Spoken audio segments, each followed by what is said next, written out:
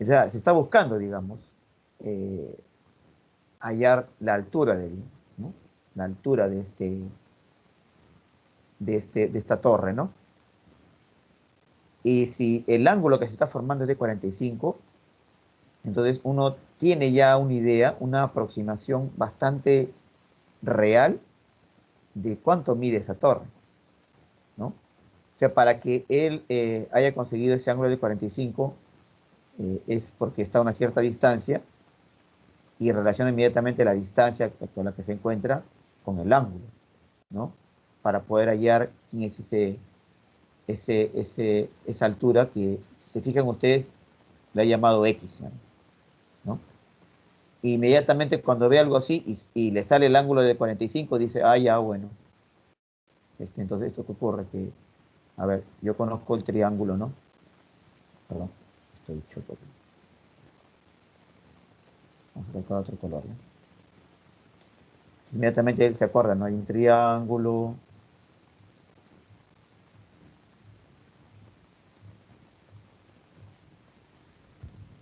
Correcto. Mis tabletas se han movido. Ya. Y está choco.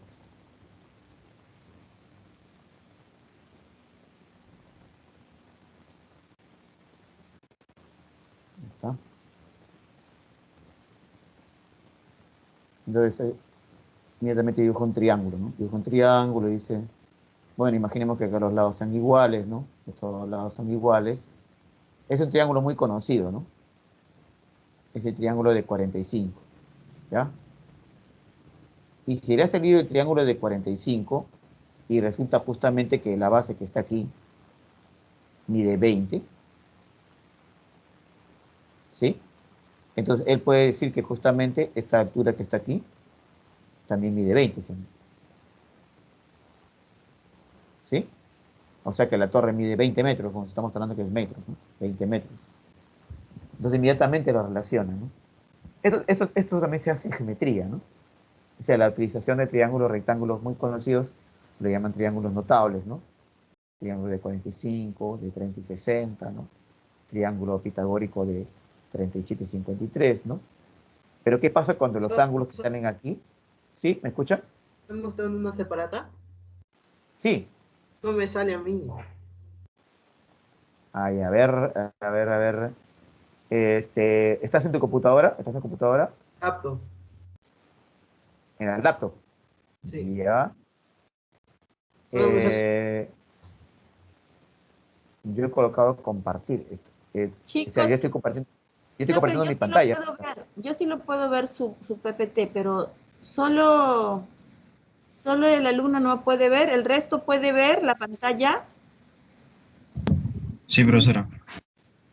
Sí, sí se puede. Sí se ve. Sí. Sí, sí se ve. Así se ve. En el caso del joven que no Que se trate de ve, salir e ingresar de sí, nuevo. ajá, sí, eso justo te iba a decir.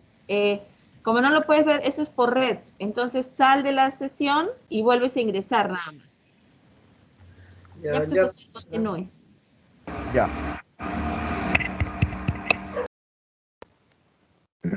Bien. Entonces, nosotros inmediatamente lo relacionamos con triángulos que ya conocemos, ¿no? Triángulo de 45, de 37, 53, ¿no? Pero ¿qué pasa cuando hacemos este paso, ¿no? De ubicarnos frente a la torre?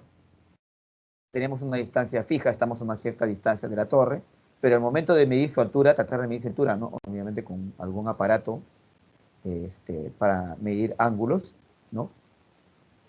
Y resulta que el ángulo no es conocido. Digamos que aquí el ángulo hubiera salido 50. Entonces, acá sale 50, el otro ángulo sería 40, entonces no lo puedo relacionar con el triángulo 45, por lo tanto no puedo hallar ese lado que está puesto.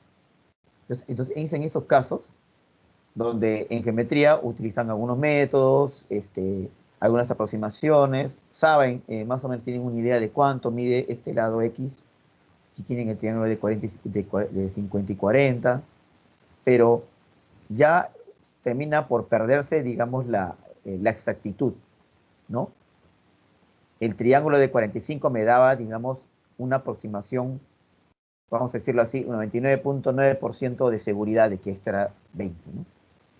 En cambio, cuando no son triángulos conocidos, no son triángulos notables, entonces ahí se pierde mucho, ¿no? Entonces, el curso de geometría desarrolla justamente esto, ¿no? Desarrolla estas propiedades entre los ángulos, ¿no? Por ejemplo, estos ángulos tienen la propiedad de que los ángulos son complementarios, ¿no? ¿Sí? El triángulo de 30 y 60 muy parecido también, ¿no? Si yo dibujo el triángulo de 30 y 60, en este caso, el triángulo de 30 y 60, ¿no? Si se dan cuenta, nosotros los ángulos los dibujamos, los expresamos en grados hexagesimales, que es la medición que acostumbramos tener, ¿no? En todo, ¿no? En el escolar tenemos nuestras reglas, nuestras escuadras, ¿no? Y todo está medido en este sistema, ¿no? En ángulos hexagesimales, ¿no? Entonces, en este triángulo, ¿no? La relación de los lados es así, ¿no? Frente a 30, esto es como 1, frente a 60 es como raíz de 3, ¿no? Y esto es 12, ¿no? Pero nosotros le agregamos una constante, ¿no? Constante K, este es 2K, y este es K raíz de 3. Esto incluso también lo hablan en geometría, ¿no? ¿Sí? Pero digamos que yo colocaría aquí mi triángulo y resulta que podría relacionarlo, formar el ángulo de 30 y encontrar la altura de la torre, ¿no? ¿Sí? Simplemente me tendría que alejar un poquito más, buscando de que el ángulo justamente con la que encuentre yo la parte alta coincida justamente con la distancia. La idea es que uno busque la posición más correcta en la que se encuentre alejado de la torre para que el ángulo que forme sea un ángulo notable, ¿sí? Entonces no es que yo también me ajuste, digamos, si yo estoy en esta posición y ya no me puedo mover, entonces ya pues acabó, ya no puedo salir a encontrar la respuesta a la altura de la torre. No, yo busco la posición correcta, ¿no? La distancia correcta y a la cual el ángulo que yo me ubique o el ángulo que se forme entre donde estoy yo y la altura de la torre para poder formar el ángulo conocido, ¿no? Entonces eso es lo que busca justamente geometría y trigonometría en ese instante, ¿no? Pero cuando no se puede mover el punto, y simplemente tengo el ángulo que está apareciendo ahí, y no es un ángulo notable, lo que se hace es tratar de buscar propiedades entre los ángulos. Por ejemplo, entre 30 y 30 está la propiedad de que 30 más 60, ¿cuánto suma? Suma 90. 90, ¿sí? Entonces, esa propiedad de ángulo de ser 90 grados, de sumar 90 grados es muy importante, se le llama ángulos complementarios. Y eso es una propiedad muy importante, más adelante podemos poder sacarle mucho provecho, ¿no? ¿Sí? Si tengo el triángulo de 53 y 37, también los ángulos son complementarios, ¿no? Entonces, todas esas características uno las va a generar para encontrar que no solamente una respuesta a un número, sino resolver el problema justamente, ¿no? De encontrar la altura de una torre, ¿no? ¿No? Todo tiene un contexto real. Todo lo que se hace es para buscar una respuesta para resolver un problema real, ¿no? Que me va a solucionar un problema real, ¿no? Entonces, por eso aquí la figura que estamos viendo como ejemplo, ¿no?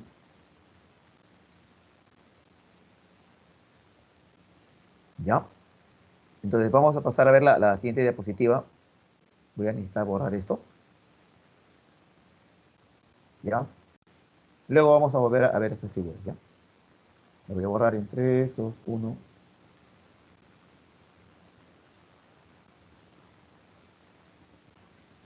Sí, entonces, como le dije, ¿no? El ángulo, ¿no? La figura del ángulo. Nosotros destacamos el término trigonométrico porque, a ver, lo voy a explicar. En geometría, cuando ustedes definen al ángulo, definen así. A partir de un punto se traza, ¿no? Un rayo, ¿no? Otro rayo, ¿no? Aquí está ese punto que le llamamos el origen, ¿sí? De los dos rayos. Y si es una flecha, las flechas continúan, ¿no? ¿Sí? Y esas dos flechas me generan dos regiones, ¿no? La región que está entre las dos flechas y el resto. No hay más, ¿no? ¿Sí? Entonces, las dos flechas que están a cierta distancia, pero las dos parten de un mismo punto que es el origen, ¿no? Entonces me determinan dos regiones, la que está dentro o atrapada dentro de las dos flechas y el resto, ¿no? Entonces ese espacio entre las dos flechas, ¿no? Esa abertura se le conoce como ángulo, ¿sí? Y se le trata de medir con cualquier aparato, digamos, si yo tengo una escuadra, ¿no? Una regla, esa de, ¿cómo se llama? Que tienen del colegio, uno saca su regla, lo mide aquí, ¿no? Y como el aparato o la regla que utiliza está medida en sexagesimales, acá, no sé, le puede salir 60 grados, digamos, ¿no? ¿Sí? Ah, ya. Okay. Este tipo de figura que es el ángulo es la que estudia en geometría, ¿no? Nosotros debemos estudiar eso, pero en ciertos momentos vamos a estudiar la orientación del ángulo. La definición de ángulo en geometría es diferente con la de trigonometría. ¿Por qué?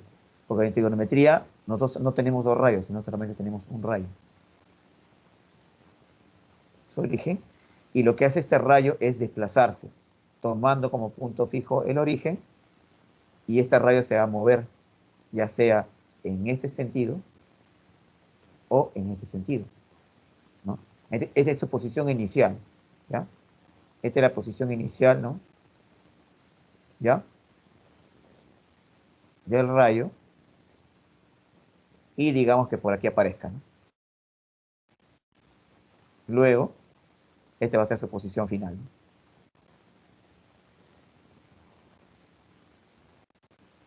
Y se detiene ese rayo, ¿no? Y como se va a detener, lo que me va a generar es un ángulo, ¿no? Pero no solamente estamos hablando del tamaño del ángulo, sino estamos hablando de la orientación del ángulo, ¿no? Va a tener un sentido el ángulo. Y si se mueve hacia, ¿no? En este sentido, va a aparecer por aquí, ¿no? Esta sería la posición final. Estamos suponiendo este otro caso, ¿no? Y el ángulo que se generaría sería otro, ¿sí? Y no solamente va a tener tamaño, como aquí, que es 60 grados, sino también va a tener un sentido. Entonces vamos a considerar, ¿no? Que el primer sentido que hemos dibujado es el sentido antihorario, porque si no conocemos el sentido horario, es el reloj que se mueve en ese sentido, ¿sí o no? ¿Sí? El reloj se mueve en este sentido, ¿sí? Ese es el sentido horario. El sentido antihorario sería este que está aquí. Entonces, este sentido es el sentido antihorario. Sentido antihorario. ¿Ya? Y el otro sentido sería el sentido horario.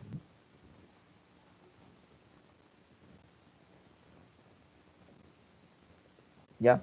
Si un problema trata o habla de ángulos y me dice o no me habla de desplazamiento del ángulo, o sea, sobre orientación del ángulo, estamos en un problema de geometría, ¿no? Donde vamos a utilizar un ángulo geométrico. Pero si resolvemos un problema donde me dice, por ejemplo, que se va a mover, digamos, una rueda, ¿no? ¿No? O la ruleta, ¿no? Estoy jugando la ruleta en un tragamonedas y giro la ruleta en el sentido, en este sentido, antihorario. Ah, ya, entonces no solamente debo considerar el tamaño, sino la orientación.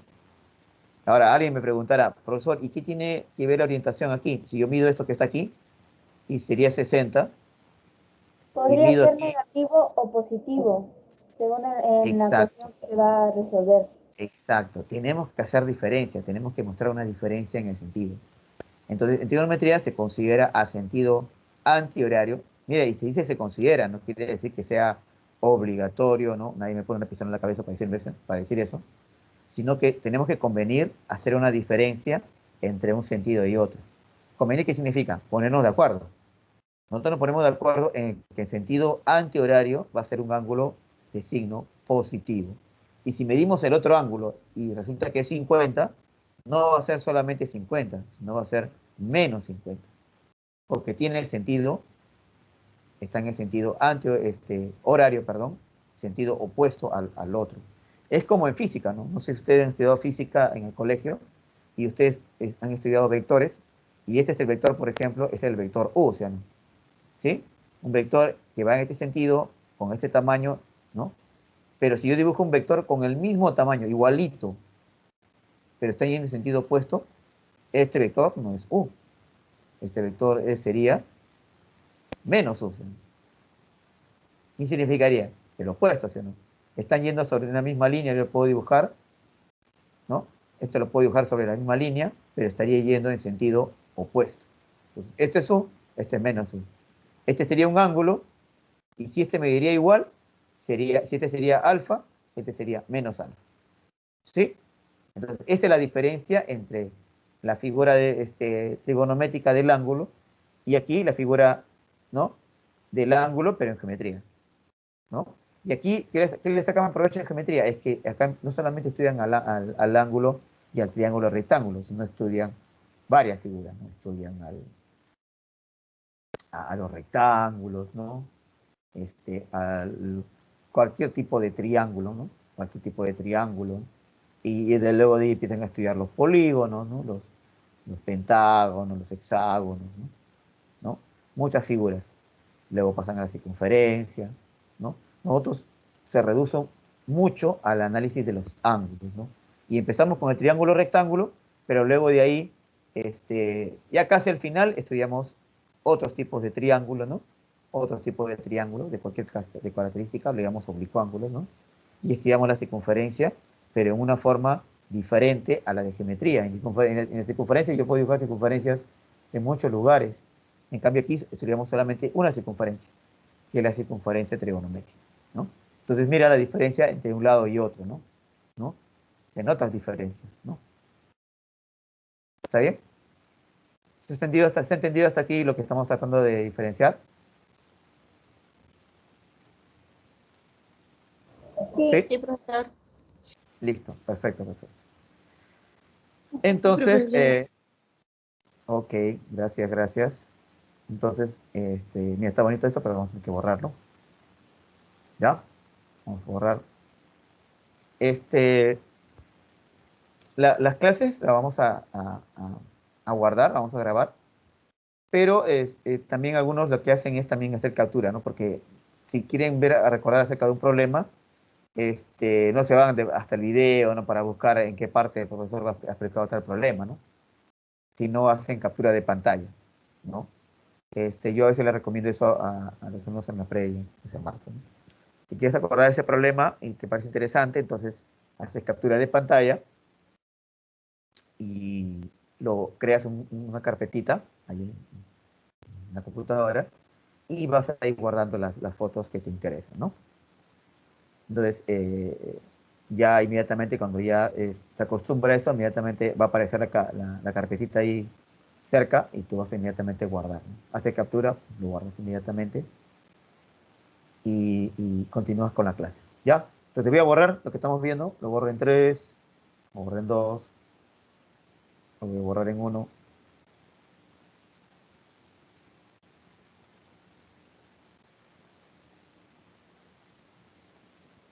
Listo. Entonces, lo que está aplicando del ángulo, aquí está. Es lo mismo. Dice, ángulo trigonométrico es aquel ángulo, ¿no? Es aquel figura geométrica, en principio lo llamamos figura geométrica, que se forma, pero este ángulo se va a formar por la rotación, dice, ¿no? Por la rotación de un rayo, ¿no? La rotación de un rayo en un mismo plano, sobre todo en un mismo plano, no estamos hablando de un ángulo que se va a mover sobre un plano tridimensional, ¿no? Todo es en un plano, ¿sí? Alrededor de un punto fijo, llamado vértice, de una posición inicial, o sea, al lado inicial, hasta una posición final. ¿Está bien? Es lo que estábamos describiendo ahorita, ¿no? Entonces, ahí está, mira, por ejemplo, ¿no? La primera línea la vamos a llamar posición inicial. Para nosotros, esta línea, la posición inicial, es una línea de referencia muy común, ¿sí? La línea horizontal. ¿Sí? Es una posición de referencia muy común, ¿eh? Si ustedes ven, por ejemplo, los albañiles, ¿no? Cuando van a construir algo, cuando van a levantar un muro, ¿no? van subiendo y luego colocan encima, ¿no? Un aparatito para poder medir si lo que están construyendo está bien colocado, ¿no? O sea, horizontal. Entonces, lo horizontal, la línea horizontal, es una línea de referencia muy importante. Me da estabilidad, ¿no? En lo que yo hago. Entonces, la posición inicial, que es esta línea horizontal, es muy común tanto en geometría como, ¿no? Como en trigonometría. ¿Sí?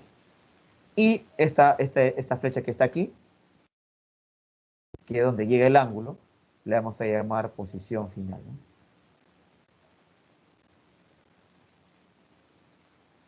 ¿Ya? Y aquí está también. Este sería el otro caso de posición final, ¿no?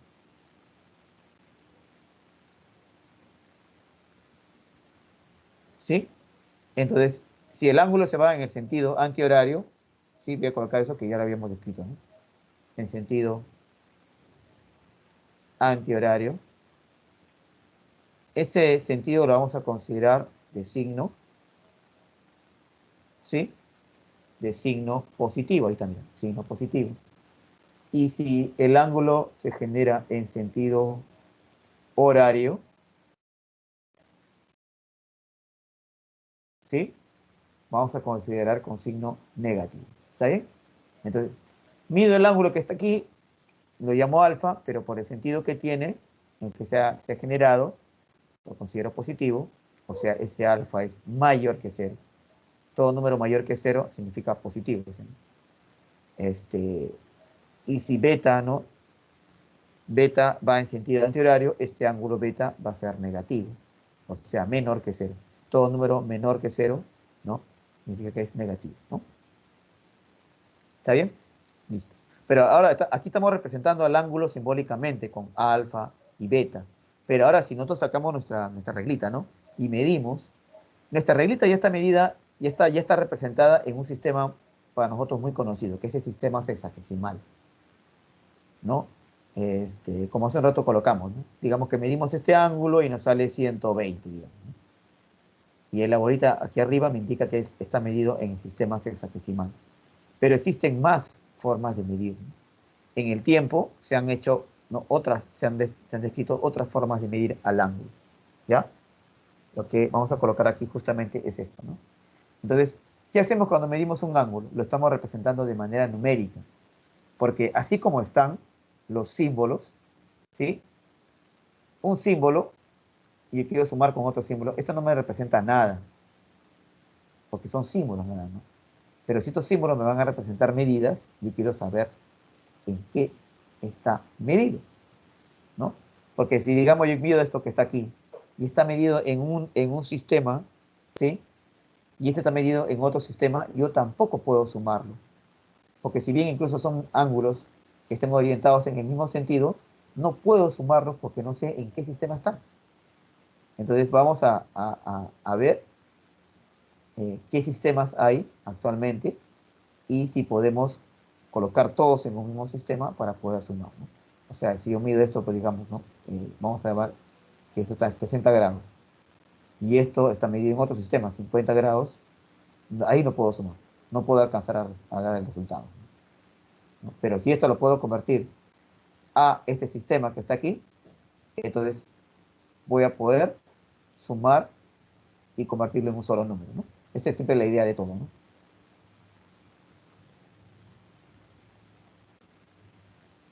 Entonces, no solamente representarlo numéricamente, sino también en el mismo, en la misma unidad, ¿no? Por ejemplo, es como, por ejemplo, yo mido algo en 5 metros y más 3 pies, ¿no? Esto yo no lo puedo contar en un número, no lo puedo contar en un número, ¿no? Porque esto tendría que convertirlo también a metros, ¿no? O esto convertirlo a pies, ¿no? Entonces, no se puede juntar algo que están en diferentes sistemas de medición, ¿no? Nosotros acá a este lado, ¿no? En Sudamérica, casi todo lo medimos en metros, ¿no? Pero si tú vas a Estados Unidos, casi la mayoría está convertido a pies, ¿no? Estados Unidos lo mide en pies. Listo, entonces vamos a pasar a ver, ¿sí? Ahí es cuando estaba mencionando. sentido horario, anterario, ¿no? Los sistemas de medición angular, ¿sí? Los sistemas de medición angular. Muy bien. Entonces, existe el sistema sexagesimal, es el más conocido, ¿no? Es el que la mayoría de nuestros aparatos electrónicos utiliza. En el sistema sexagesimal, como dice, estudiado, en algunos libros, en muchos libros, hablan de que el sistema sexagesimal es un sistema inglés. Lo presentan como que los ingleses lo han inventado. Pero eso en realidad no es cierto. Los babilonios, hace 4000 años antes de Cristo, ya medían en sexagesimales. Pero obviamente no lo escribían así. Obviamente tenían su propia escritura. Pero ellos ya agarraban, ellos ya tenían el concepto de círculo o de circunferencia. ¿Sí? Y los babilonios fueron los primeros que dividieron esto en 3 partes, ¿no? Y a cada uno lo llamaban así. En nuestro lenguaje sería 120, 120 y 120. Y si tú sumas esto, ¿cuánto te da? Si sumas estos 3 ángulos, ¿cuánto te da? Da 360, ¿sí o no? O sea que los ingleses no lo inventaron. Y si se dan cuenta, los ingleses no lo inventaron. Y en todos los libros que yo le digo dicen sistema inglés. En realidad no lo han inventado ellos, ¿no? Ellos lo patentaron, que es otra cosa, ¿no? Le pusieron su nombre. Y le colocaron la bolita acá arriba de sexagesimales, seguro. Pero ya en el ya hace 4000 años antes de Cristo, ¿no? Los babilonios hacían esto, porque esto tenía que ver mucho con su con el con su espiritualidad, lo relacionaban mucho con, hay toda una historia con respecto a esto, ¿no? Con la perfección, ¿no? Con que o sea, vean algo que era sorprendentemente coincidente, los tres que sean 120, y ya lo convertían en divinidad, ¿no? ¿No? Por ejemplo, desde ese tiempo viene el término de los números mágicos, ¿no?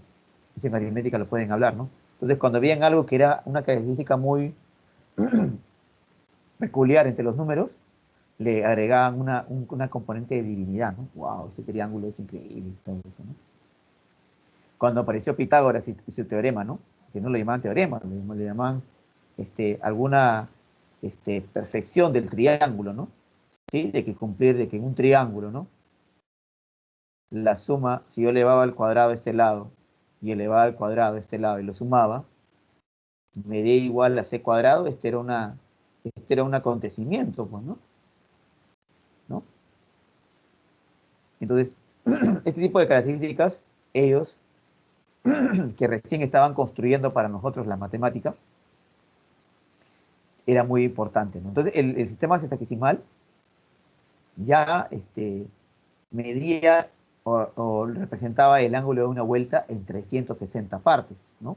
Luego de ahí a los ingleses le agregaron la componente de grados sexagesimales, ¿no? Entonces, aquí una vuelta, ¿no? Una vuelta equivale a 360 grados, ¿no? Equivale, puedo decir igual también, ¿no? Igual a 360 grados. O sea, aquí la unidad de medida, ¿cuál es? La unidad de medida viene a ser el grado sexagesimal. ¿Sí?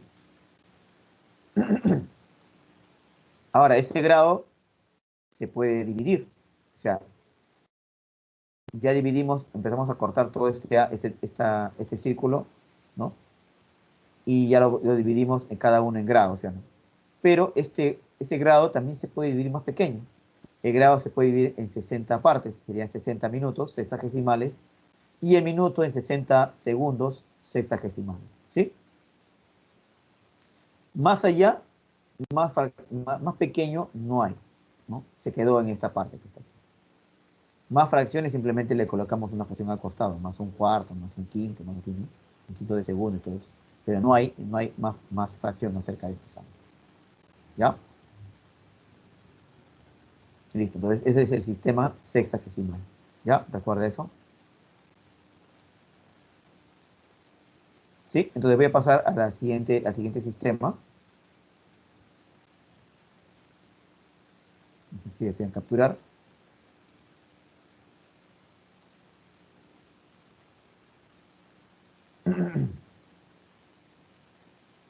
Bien, entonces voy a pasar a la siguiente figura, ¿ya? Entonces necesito borrar lo que he escrito. 3, 2, 1.